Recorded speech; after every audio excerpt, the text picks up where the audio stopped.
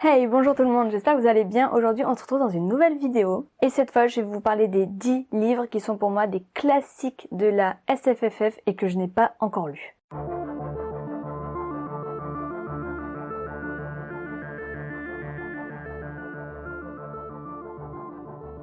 Donc aujourd'hui, vous l'aurez compris, je ne vais pas beaucoup parler de petites maisons d'édition ou d'auteurs auto-édités puisque j'ai choisi d'aborder des auteurs qui sont pour moi des grands classiques de l'imaginaire et ça passe forcément par une certaine reconnaissance à l'international. Voilà, vous allez très vite comprendre de quoi je parle avec le premier titre. Tout d'abord, un roman de la SFFF que j'aimerais beaucoup découvrir, que j'ai sur mes étagères, un exemplaire très vieux qui avait appartenu à mon père. Il s'agit de Le meilleur des mondes de, pardonnez-moi si je le prononce mal, Aldous Huxley. Cette vidéo est absolument très bien préparée. Donc ce roman a été publié en 1932 et c'est un univers d'anticipation à l'époque où la reproduction sexuelle a complètement disparu. Désormais les humains sont créés en laboratoire et selon les besoins de la société. Moi ça fait partie des fondations de la littérature de l'imaginaire. On reste dans les bases des bases avec 1984 de George Orwell. Donc ce roman a été publié en 1949 et il décrit cette fois-ci une société où s'est imposé un régime totalitaire, entièrement surveillé. Je ne vais pas vous faire l'affront de vous refaire le résumé de ce roman parce qu'en ce moment on en entend assez parler, mais je voudrais bien découvrir ce que le Big Brother a à nous dire. Un autre roman qui fait aussi partie de la base, c'est le cycle Fondation de Isaac Asimov. Cycle, d'ailleurs pas ce roman, a été l'un des premiers à aborder tout ce qui est robots dans la société, place des robots, intelligence artificielle, est-ce qu'un jour les robots prendront le pas sur les humains? Voilà, ça c'est un sujet qui me passionne absolument, j'ai énormément de romans qui traitent de ce thème dans ma pile à lire. Donc ce roman a été publié en 1942, enfin entre 1942 et 1944, puisqu'en fait ce sont 5 nouvelles, et j'ai hâte de pouvoir me référer à ces précurseurs de la littérature de l'imaginaire.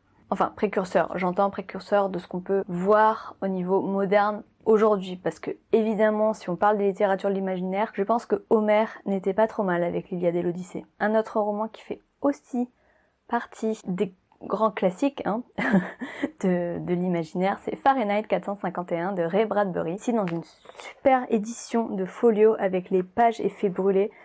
J'ai pas pu résister en librairie. Et là, ce roman a été publié en 1953. Ici aussi, je pense qu'il n'est pas nécessaire de vous le résumer, même si je peux vous préciser pour ceux qui ne connaîtraient vraiment pas ce titre, qu'on va se situer dans une société où la lecture est interdite. Et en fait, un collectif de pompiers est spécialement créé pour brûler les livres, et Fahrenheit 451, c'est la température où brûle le papier.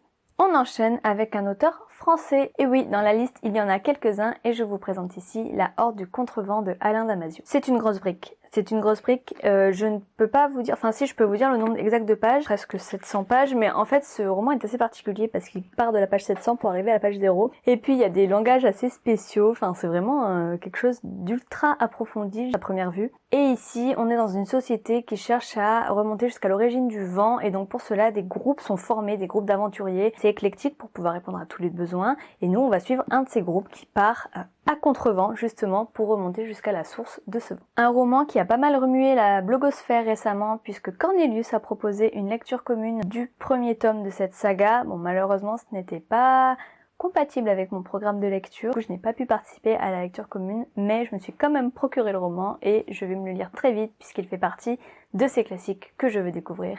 Il s'agit de Dune de Frank Herbert. Ici, on parle de chef-d'œuvre de la science-fiction, mais c'est encore la base des bases des bases, Donc je n'ai pas trop besoin d'en savoir plus pour me dire que c'est un roman qu'il faut absolument que je lise dans ma vie de lectrice. Le deuxième auteur français de classique de l'imaginaire que je veux découvrir, il s'agit, m'a dit tu vas beaucoup m'aimer si tu passes par là, de Jules Verne. Alors ici je vous montre les sublimes éditions de la collection Hetzel qui sortent en ce moment en presse. J'ai pas mal de ces titres du coup, Voyage au centre de la Terre, 20 milieux sous les mers, De la Terre à la Lune, Le tour du monde en 80 jours, j'en passe beaucoup, mais c'est vraiment un auteur dont je veux découvrir les œuvres parce que c'est un des piliers de la littérature de l'imaginaire française pour le coup. Donc j'ai ces magnifiques éditions de la collection Hetzel, mais j'ai aussi ramené de Montréal un petit format poche de La Terre à la Lune qui est absolument magnifique avec une tranche dorée. Voilà, j'ai plusieurs formats de ces œuvres et il faut vraiment que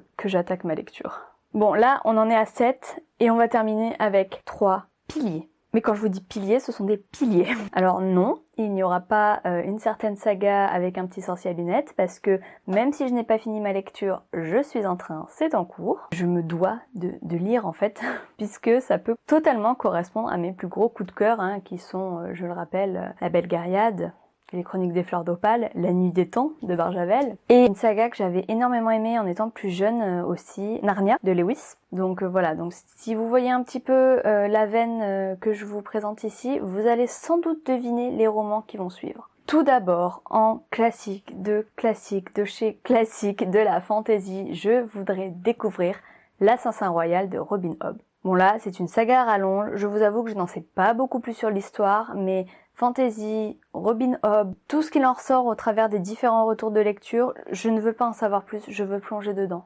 Juste, je veux plonger dedans. Ça me fait penser que je n'ai pas vu Game of Thrones non plus, mais je vais attendre que le dernier tome soit sorti avant de commencer à lire, parce que je serais très frustrée si je n'avais pas la fin. Une saga qui me fait envie depuis une bonne année maintenant, oui, une bonne année et demie, que j'ai vu la série, je suis tombée complètement amoureuse de la série, et donc je me suis empressée d'acheter la saga intégralement, et je n'ai toujours pas lu. Mais je suis sûre et certaine qu'elle va me plaire, parce que l'univers est incroyable. Il s'agit donc ici avec la jaquette Isaac Material, mais c'est la saga À la croisée des mondes de Philippe Pullman. J'ai les 3 tomes de la saga principale, j'ai le premier tome, donc La Belle Sauvage de la trilogie de la poussière, au format poche dans ma palle, et ben allons-y, hein.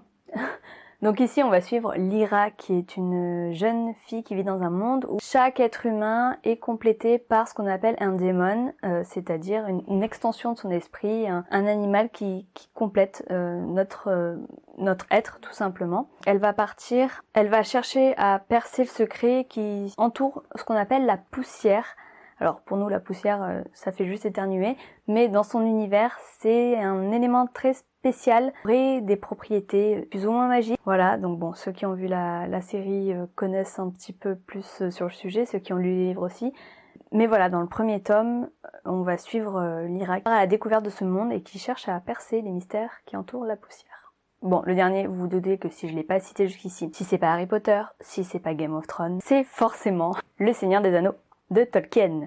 Je me regarde les films en boucle, que ce soit ceux du Seigneur des Anneaux, ceux du Hobbit, je suis complètement fan de l'univers, dans ce que les films ont pu retranscrire. Et l'autre jour, à la réouverture de ma librairie, j'ai craqué, j'ai acheté les 3 tomes en poche. Donc maintenant, je n'ai plus aucune excuse. Je sais que le premier tome est très descriptif, que c'est un style très particulier. Après, dans les romans que j'ai lus et aimés, les parties de description ne me gênaient pas plus que ça. Moi-même, j'adore m'approprier un univers, et plus il y a de descriptions, plus je peux m'en faire une idée, plus je peux m'immerger dans cet univers. Donc je pense que ce sera pas un problème, et j'espère que je vais aimer cette trilogie. Donc voilà, c'est tout pour cette vidéo, j'espère qu'elle vous a plu. N'hésitez pas à me dire en commentaire si vous avez lu certains de ces romans. Qu'est-ce que vous en avez pensé? Est-ce qu'il y a d'autres piliers de la littérature de l'imaginaire que vous me recommandez? Quels sont vos classiques à vous, vos romans que vous considérez comme les classiques? Par exemple, moi je ne le répéterai jamais assez, mais si vous êtes adepte de fantasy, il faut que vous lisiez La Belle Gaillarde.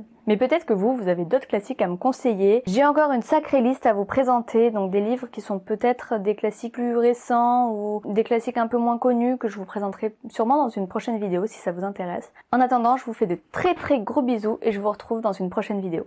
Bye!